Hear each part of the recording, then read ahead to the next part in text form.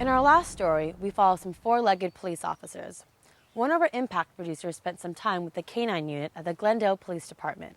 These dogs aren't on the payroll, but you'll see how important they are in helping the officers take a bite out of crime. Patrol officers have made a traffic stop. They've found illegal narcotics, either on the person or in the car. The officers are requesting that the dog comes out and does a more thorough search of the car to make sure that they haven't missed anything. It's a typical saying, dogs are man's best friend. But in the Glendale Police Department's K-9 unit, dogs are also a police officer's best friend for their difficult work on the streets.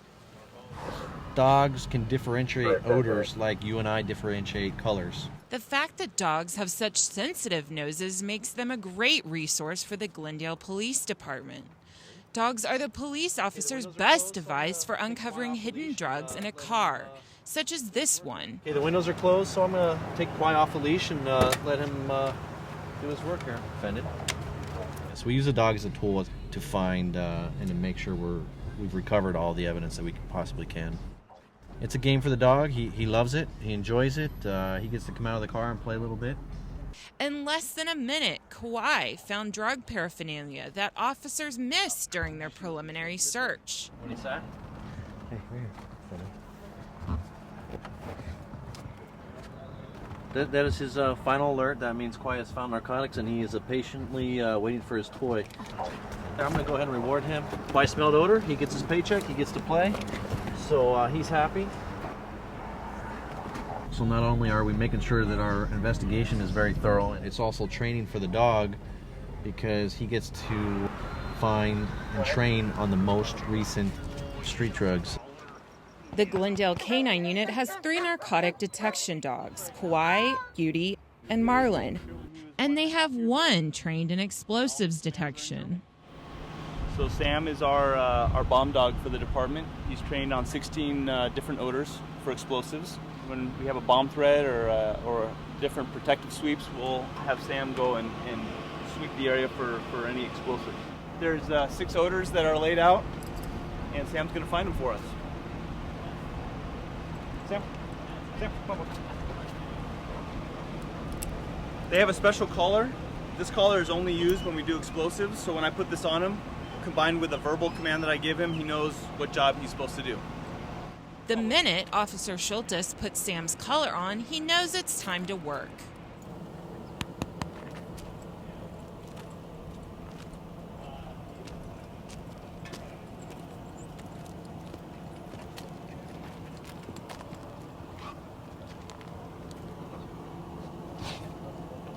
Okay, and he sat. That's his alert that there's an explosive right there. That's his indication. It's called a passive alert. A lot of times you might see a dog scratch at something. That's what we call an active alert. We don't train our dogs to do that for several reasons. We wouldn't want him to make something go off when it's sensitive to touch. And of course he gets his reward. Good boy. That's a good boy. This is his paycheck. This is why he does it all. That's a good boy. Okay. You want to do it again? Ready? This would take officers a long time to hand search it, and even so, they would probably miss little spots that they can't see the item in. But a dog, that's the great thing. That's why we use our dogs, is because their sense of smell. They're able to smell things that we wouldn't be able to see. The dog's accuracy is crucial to securing an area that might have a bomb. Dope dogs can miss dope, and it's not that big a deal. We'll find it another day. Bomb dogs, we can't miss bombs. If we miss bombs, people die. So you can imagine all the training that we do, and we have to do it. So you have to be really dedicated to be able to go out and do that training all the time. The dope dog handlers, they get to see rewards almost every day. They're finding dope out on cars. But us as bomb dog handlers, we're lucky if we ever actually have a real find in our career. The canines are not only trained to find and alert police to hidden drugs and explosives, they can also search for and recover any object with a human scent on it. He's going through and just searching for anything that has fresh human odor on it. What that's called is an evidence or an article search. All 4 of our dogs are capable of doing that, and he knows an article is something that's left behind. An area like this, obviously it has all this these dead leaves on the ground. It would take officers a long time to find something that either fell out and was underneath a leaf or was hidden by a suspect. So once he picked up on your keys, he zeroed in exactly where they're coming from, and then he's trained to lay down right next to him. It took him less than a minute, and he was able to find your keys that were very well hidden. That's a good boy. Where's your toy? Sammy, come on, boy, fast. One time he located a cell phone and a pair of gloves that were left behind by a suspect the following day after a foot pursuit through a couple yards. It was great to use him, otherwise we would never find that. K-9 handlers and dogs have to simulate apprehending a suspect. They set up training scenarios during their regular patrol shifts. We're going to practice what we call a high-risk stop. What it's going to mimic is we're following a car and we know that the occupants of the car are believed to be armed. Once the car pulls over, we're going to call the occupants out to us. After we believe we have everybody out of the car, then what we'll do is we'll send the dogs to go in and do a secondary search.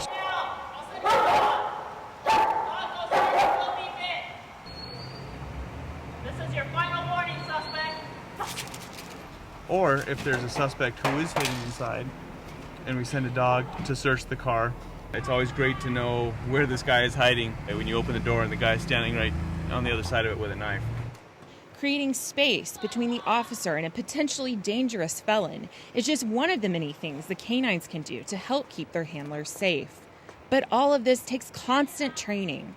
We have different training sites every week, so the dog doesn't get used to a usual routine, and neither does the handler. So it's good to expose them to all kinds of different environments. Yudi is searching for drugs that were hidden by Officer Hamilton at one of the K-9 training sites.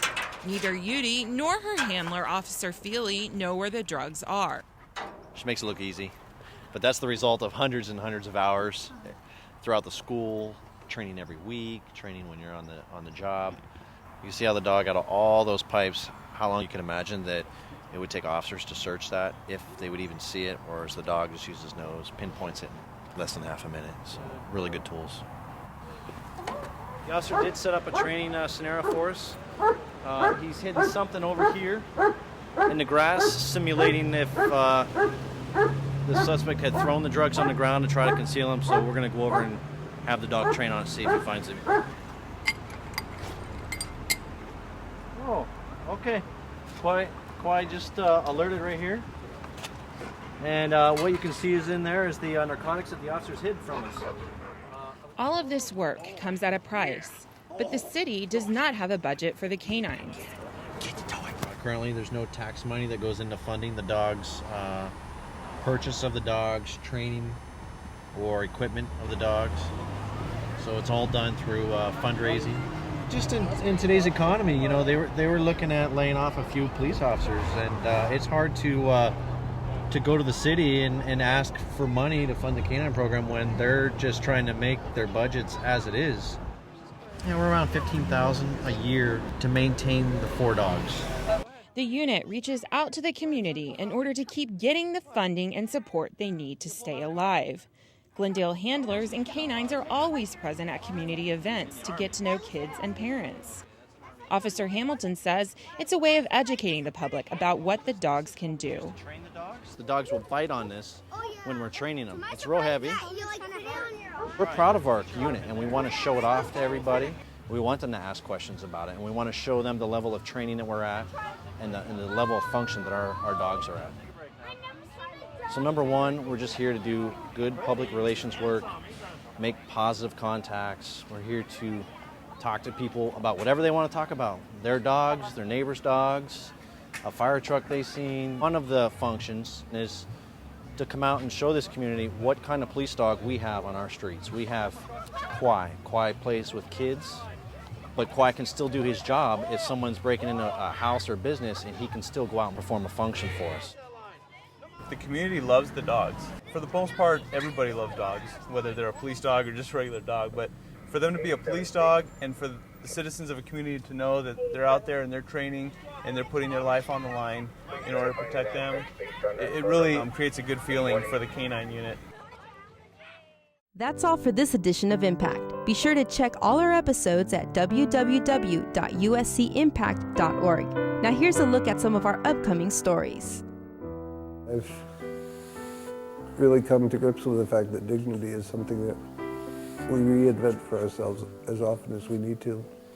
I've had to reinvent my sense of dignity so often that I just don't even think about it anymore. I'd polish every outbound train. I'd wash the teardrops from your eyes so you could kiss the